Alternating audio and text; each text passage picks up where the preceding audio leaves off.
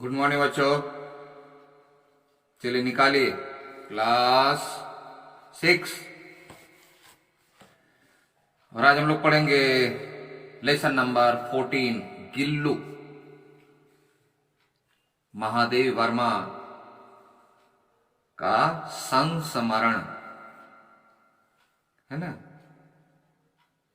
महादेवी वर्मा के बारे में पिछले क्लासों में बहुत बार देख चुके हैं हम लोग, ज्यादा नहीं, तुरंत लेसन स्टार्ट। तो यह कौन सी विधा में लिखी गई है रचना? यह विधा है संस्मरण। संस्मरण का अर्थ होता है कि हम अपने जीवन में घटने वाली घटनाओं को याद करके उसे लिखते हैं, जो हमारे जीवन की घटनाओं को बहुत अधिक प्रभावित करती है। तो महादेवी वर्मा के जीवन में ऐसी ही कुछ घटनाओं में से एक है गिल्लू, जो एक छोटा सा गिलहरी का बच्चा है। उसके साथ इनके जीवन में क्या घटना घटती है ये आप देखिए। तो महादेवी वर्मा हिंदी साहित्य की प्रमुख लेखिकाओं में से एक है। प्रमुख में इसे आधुनिक मीरा भी कहा गया। एक मीरा हुई थी भक्ति काल में, है ना, और यह आधुनिक मीरा इसको कहते हैं, यानी आज की मीरा, वेदनाओं से भरी हुई, दर्द से भरी हुई, और ये संस्मरण भी दर्द से भरा हुआ ही है। इस पाठ में उन्होंने बताया कि पशु पक्षी भी प्रेम और डर के भाव को समझते हैं। हम लोगों में से अक्सर लोग कहा करते हैं कि पशु को बुद्धि नहीं होती है, जानवर हो क्या, लेकिन यह संस्मरण, ऐसे संस्मरण इन्होंने काफी लिखी, बहुत, हमें इस बात को सोचने पर मजबूर कर देती है कि क्या वाकई हम जो कहते हैं उसमें क्या सच्चाई है, कितनी सच्चाई है। क्या जानवर सचमुच उसके पास बुद्धि नहीं होती? क्या सचमुच उसको अच्छे बुरे की समझ नहीं होती? यह जीवन की वास्तविक घटना हमें सोचने पर मजबूर कर देती है। ये भले ही मूक हो, मूक का मतलब होता है जिसके मुंह में आवाज नहीं। जानवर आवाज नहीं, मुंह बेचारा, उस हम लोग के पास बहुत खूबसूरत हिंदी, अंग्रेजी, बंगला, उर्दू, कन्नड़, मलयालम, फ्रेंच, ये सब तो बोल नहीं पाता है, वह सिर्फ मुंह से साउंड निकालता है। और फिर भी उसके पास भावनाएं हैं, फीलिंग्स हैं। हम लोगों ने अपने लिए भाषा बना ली, वो बेचारा नहीं बना सके। लेकिन अपने व्यवहार से, हमारी गतिविधि, एक्टिविटी से वो समझ जाते हैं कि हम उन्हें प्रेम कर रहे हैं कि डांट रहे हैं। आइए देखते हैं। महादेवी लिखती हैं कि अचानक एक दिन सवेरे कमरे से बरामदे में आकर मैंने देखा कि 2 कौवे एक गमले के चारों ओर चोंचों से छुआवल जैसा खेल खेले थे। हम लोग अपने घर में गमले लगा के रखते हैं, तो 2 गमला है, गमले के बीच में, जैसे गमला में देखो इस तरह का शेप रहता है, तो 2 गमला जब सटता है ना, तो बीच में नीचे में थोड़ा सा गैप रह जाता है, हल्का सा, छोटा सा। तो उसी गैप में कुछ है और 2 कौवे उसे पकड़ने के लिए चारों तरफ घूम रहे हैं और अवसर ढूंढ रहे हैं कि कैसे हम उसे पकड़े।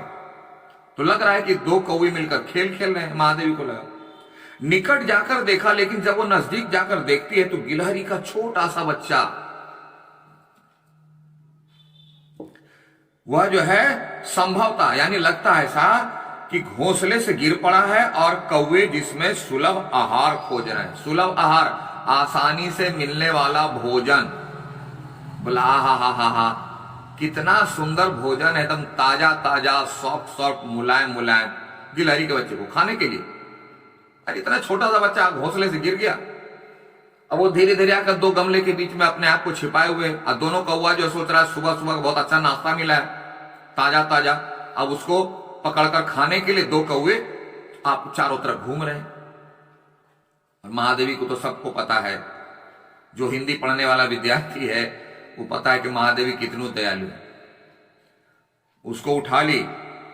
वह मेरे जैसा गमले में चिपटा पड़ा था, वह मरे जैसा मतलब लगता है एकदम स्टैचू बनकर, डर के मारे, हालत खराब है उसकी।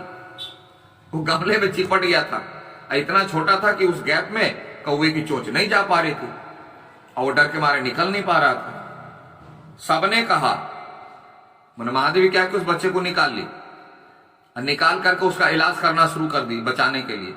तो आस पड़ोस जितने भी दो थे पड़ोसी मित्र लोग, सबने कहा कौवे की चोंच का घाव लगने के बाद यह बच नहीं सकता। बोला क्या दीदी आप इसको बचाने के चाहिए, बचेगा थोड़ी, कौवा चोंच मार दिया इसमें। कौवे का चोंच जो जहरीला होता है नहीं बचने वाला है, बेकार मेहनत करोगे। अतः इसे ऐसे ही रहने दिया जाए। बोले इसे छोड़ दो, कौवा खाता है, खाने दो, यह बचेगा नहीं। देखिए क्या मानसिकता है हमारी। लेकिन दीदी ऐसी नहीं थी, वो उठा ली, परंतु मन नहीं माना कि किसी जीव को इस तरह किसी असहाय अवस्था में किसी के द्वारा मरने के लिए कैसे छोड़ सकता है। और तो दीदी कैसे छोड़ सकती है, मन नहीं माना। बोले तुम लोग जो कहो, मेरा मन नहीं मानता, मैं इसे बचाऊंगी। ना बचना ऊपर वाले के हाथ में, बचाने का प्रयास करना मेरे हाथ में। वो गई और उसे धीरे से उठाकर अपने कमरे में लाई। फिर रुई से रक्त पूछ कर, रुई जैसे फर्स्ट एड करते हैं ना हॉस्पिटल में, रुई से ब्लड वगैरह को साफ किया। पोंछ कर घाव पर पेनिसिलिन का मरहम लगाया। पेनिसिलिन एक मरहम जिससे दर्द वगैरह जख्म वगैरह ठीक होता है, मरहम लगा दिया।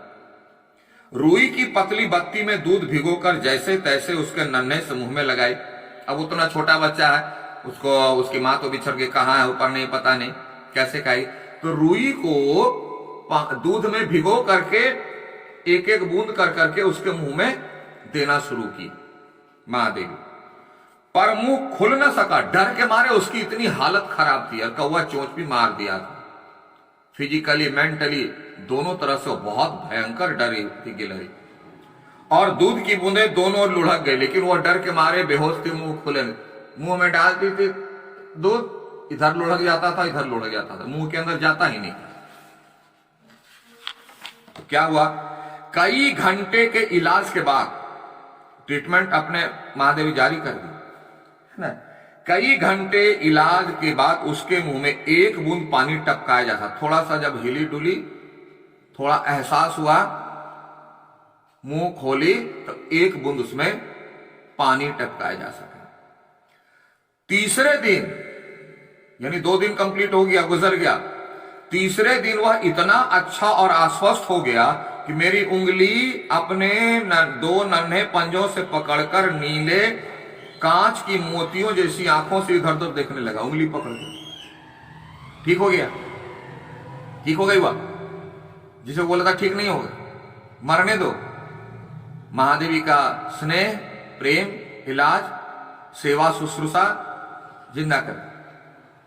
और वह नीली आंखों से, आंखें छोटी छोटी आंखों से देख रही है महादेवी को कि कौन है भाई ये नया, और उसकी उंगली को पकड़े हुए, एक तो इतनी छोटी सी उंगली पकड़े हुए। 3-4 मास में उसके स्निग्ध रोए, 3-4 मास का हो गया। रोए स्निग्ध मतलब उसके शरीर पर जो रोआ आने लगा, जैसे छूता था तो लगता था मखमल की तरह।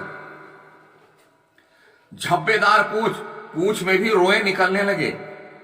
चमकीली आंखें, एकदम गोल गोल चमकीली आंखें, सबको विस्मित करने लगी। मतलब बड़ा आश्चर्य लगने लगा, बड़ा खूबसूरत लगने लगा देखने में वो गिलहरी का बच्चा। हम उसे गिल्लू कहकर बुलाना। गिलहरी गिलहरी है तो कौन, जैसे हम लोग का निक नाम है ना, विनोद है तो बोलेगा बीनू, है ना, मनोज है तो मोनू। उसी तरह महादेव उसको गिल्लू बुलाने लगी। मैंने फूल रखने की एक हल्की डलिया में रुई बिछाकर उसे तार से लटका दिया। फूल रखने वाली साजी, पूजा करने के लिए तुम्हारे घर में भी होगा ना फूल का बास्केट, छोटा वाला प्लास्टिक वाला या बेंत का। तो गिलहरी तो इतने छोटी थी, तो उसमें रुई का बेड बना करके जैसे हम लोग माने फूल को, गमले को हैंग करके लटका देते हैं, उसी तरह दीदी लटका दी। अब उसी में मस्ती में है। वही 2 वर्ष गिल्लू का घर रहा, 2 वर्ष रह गया। अब रहा मतलब इसके बाद क्या हुआ, पढ़े होंगे तो पता होगा, देखिए आगे। वह स्वयं हिलाकर अपने घर में झूलता था।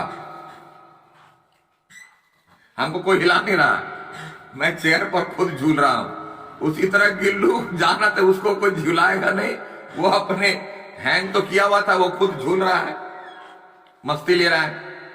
और अपनी कांच के मन को मतलब दाना, कांच का गोल जो दाना होता है ना, गोली, उस तरह की उसकी आंखें थी। जो देखो काली जो है डिम्ब है, तो वो जो है कमरे के भीतर और खिड़की से बाहर ना जाने क्या देखता समझता रहता था, तो देखते रहता था, देख रहा है, कितना खूबसूरत लग रहा। कभी गिलहरी को देखो गौर से, परंतु उसकी समझदारी और कार्यकलाप पर सबको आश्चर्य होता। समझदारी जो हम लोग कहते हैं कि सिर्फ हम लोगों के पास है, उसके पास भी है, उस छोटी सी गिलहरी के पास। तो उसकी समझदारी देख करके और कार्यकलाप मतलब उसके बिहेव को देख करके, एक्टिविटीज को देख करके सबको आश्चर्य होता था कि इतनी छोटी सी गिलहरी में यह समझ कैसे आ गई, कहां से आ गई, बड़ा आश्चर्य होता था। सुनिए, जब मैं लिखने बैठती, यानी जब महादेवी लिखने बैठती थी, तब अपनी ओर ध्यान आकर्षित करने की उसे इतनी तीव्रता होती थी कि उसने एक अच्छा उपाय खोज निकाला।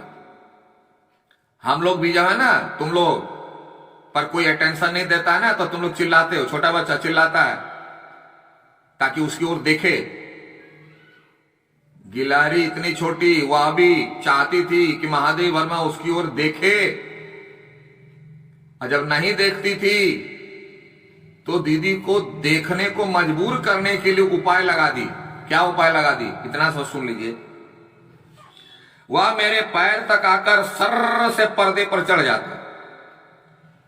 गिलहरी, हम लोग बैठे हैं, पैर नीचे है, गिलहरी आई, पैर को टच की, और बगल में पर्दा घर में लगा रहता है, पैर में टच किया, दीदी नॉक किया, जाकर पर्दे पर सर्र से ऊपर चढ़ गई। तो टच किया, कौन है, ऊपर जग कर रही है, और फिर उसी तेजी से उतरता। अब पर्दे पर चढ़ रही है, उतर रही, चढ़ रही, उतर रही, ताकि दीदी उसे देखे, महादेवी वर्मा उसे देखे। देखो कैसे कहते हैं, बुद्धि नहीं उसका यह दौड़ने का क्रम तब तक चलता जब तक मैं उसे पकड़ने के लिए ना उठ। या पढ़ा रहे हैं, पैर में आकर के टच करके पढ़ रही है दीदी, कुछ लिख रही है, और जाकर के ऊपर नीचे का, और तब तक वह करते रहती थी जब तक महादेवी वर्मा खुद उठ करके उसे पकड़ती नहीं थी। कितना बच्चों का खेल, कैसे आप कह सकते हैं, कैसे मैं कह सकता हूं ये जानवर है, इतना छोटा जीव है। ठीक है, तो आज इतना तक रखें, उसके बाद फिर हम लोग अगली कक्षा में अगले लेसन पर चलेंगे। तब तक के लिए thank you, have a nice day.